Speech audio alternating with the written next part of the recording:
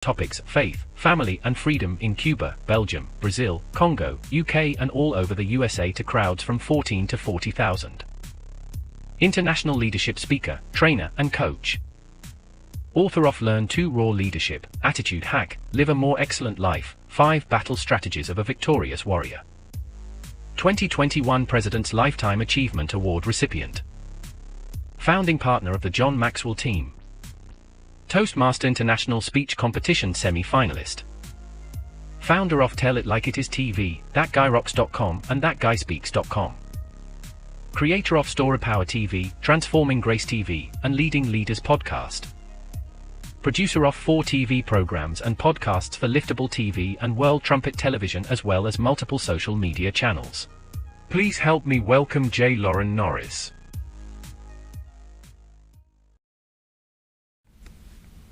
Fluffery.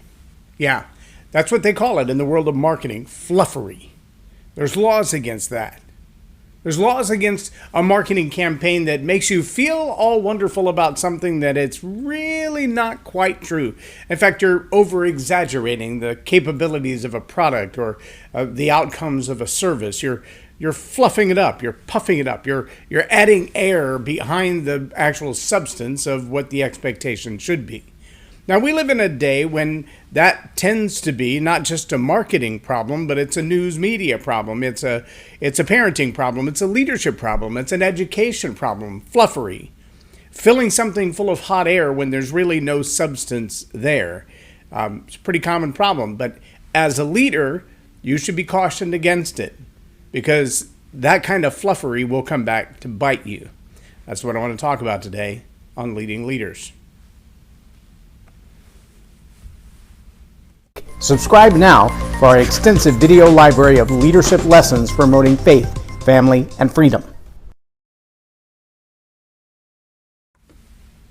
I'm J Loren Norris with Leading Leaders Podcast, and one of the challenges we have as a leader is trying to find that balance between how do we have a relationship with the people that we lead, that we're responsible to, that our organization requires their presence, their productivity, their passions, their power to perform. We need all those things from everybody in the organization, whatever the level is, whatever the size of the organization. If they show up and their life is depressed, they show up and their life is in disarray, they show up and their life is distracted, then chances are you're not going to get the best level of performance out of them. And sometimes the best way to kind of boost that performance up is to encourage them.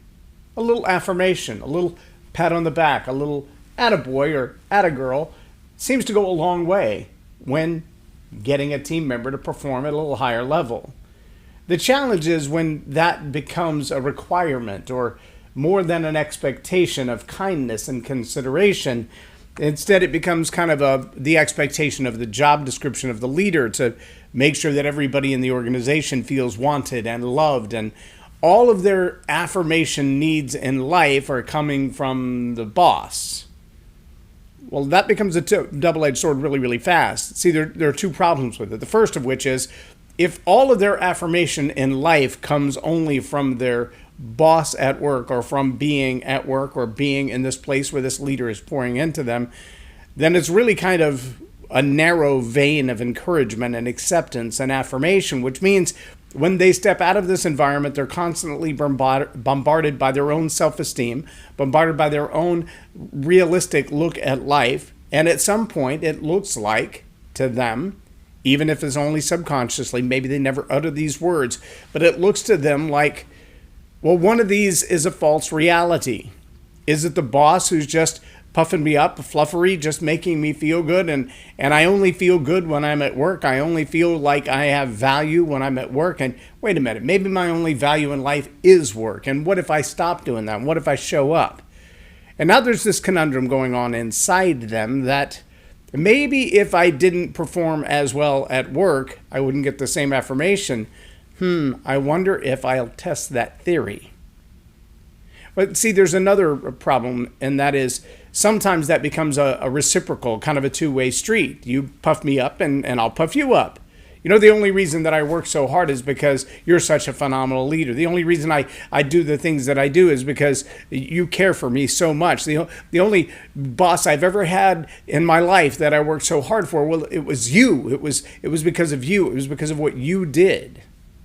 And that becomes a challenge as well.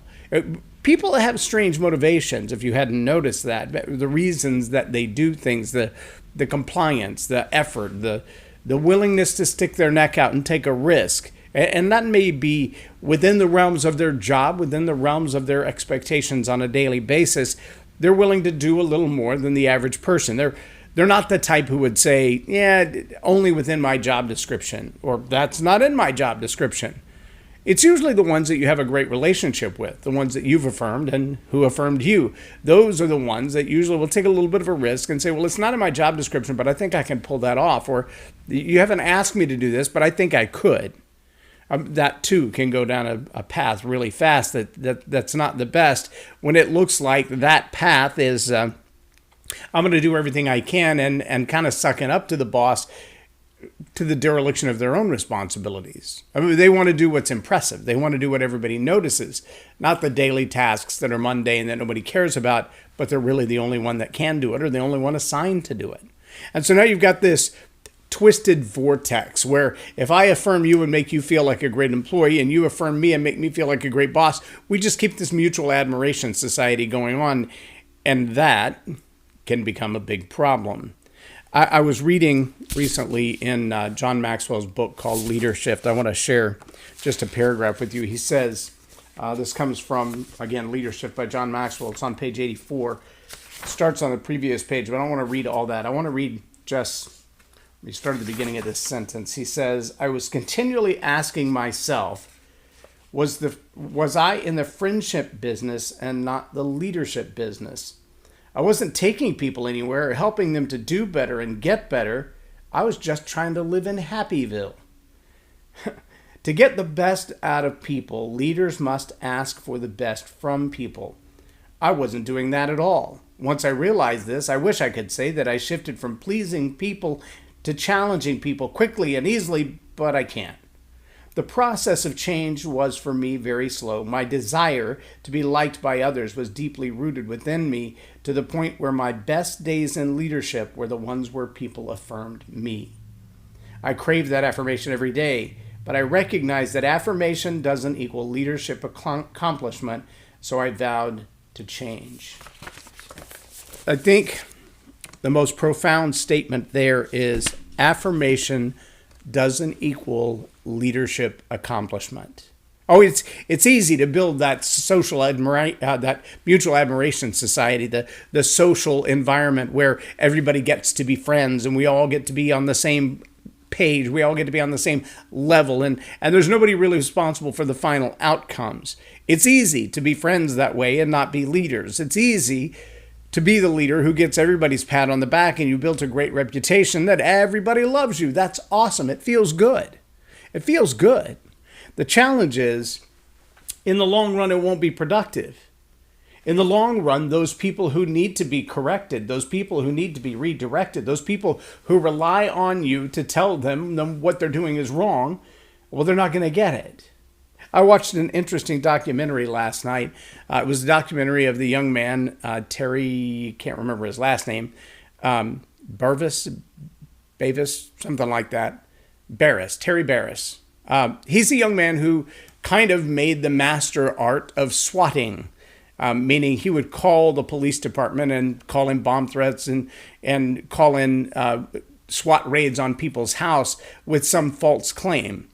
And in this documentary, typical Netflix documentary, at one point he even calls in a bomb threat at the FCC building in the middle of the review of the FCC's ruling on whether or not Article 230 should be enforced or deleted or brought to a different level, whether or not internet companies or online companies are responsible for the behavior of the people who utilize their tools.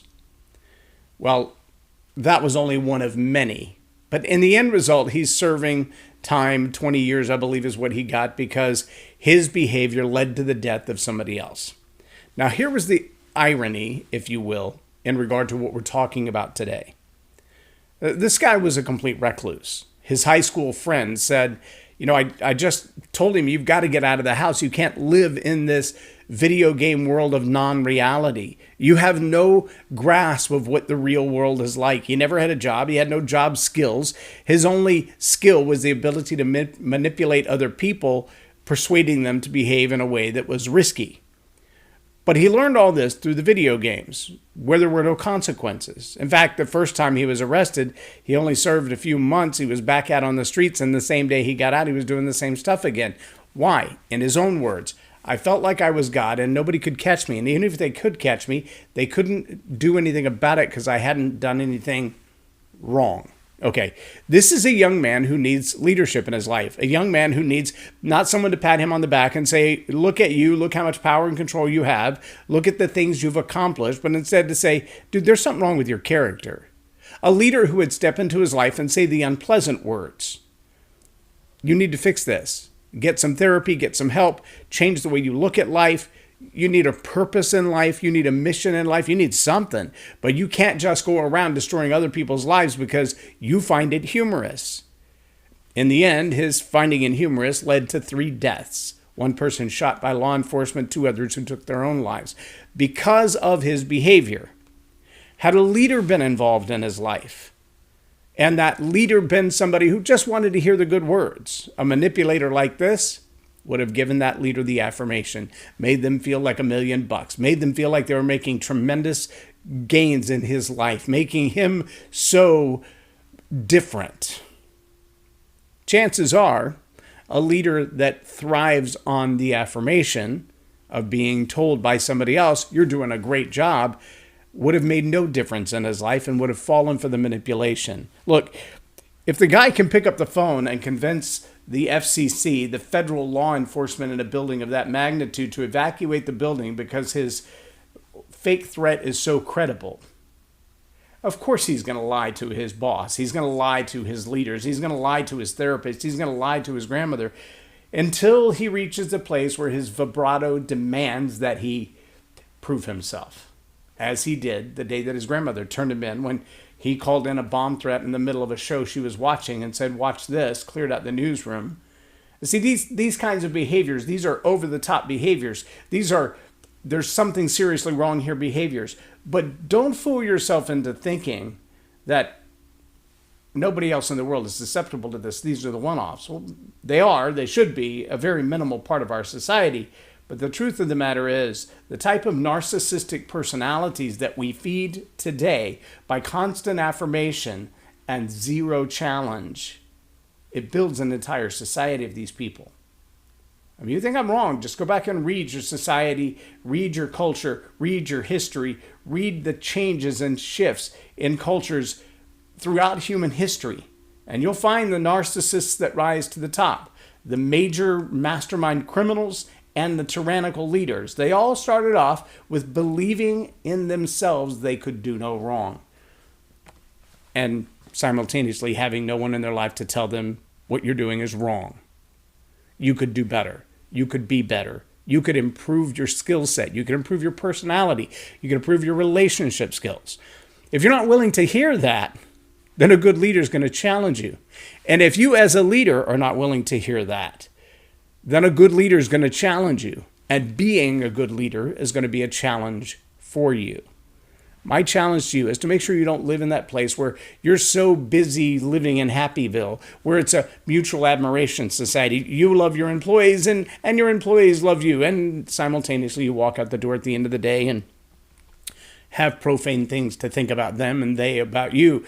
You, in the environment, only create the illusion of happy. You're not really productive. You're not really moving forward. You're not really leading them to a better life. You're just making them feel good in the season that you're together. That is a recipe for disaster, not only in your organization, in your leadership track, but throughout society and culture. These fluffery built egos are damaging. They're narcissistic. They're dangerous. You need to have some reality in your life and some realities in your relationship. And you, as a leader, that's up to you. It really is up to you to be well-grounded, to be firm on your foundation of reality, and to know People do need encouragement when they've done something well. They need affirmation when they've done something well.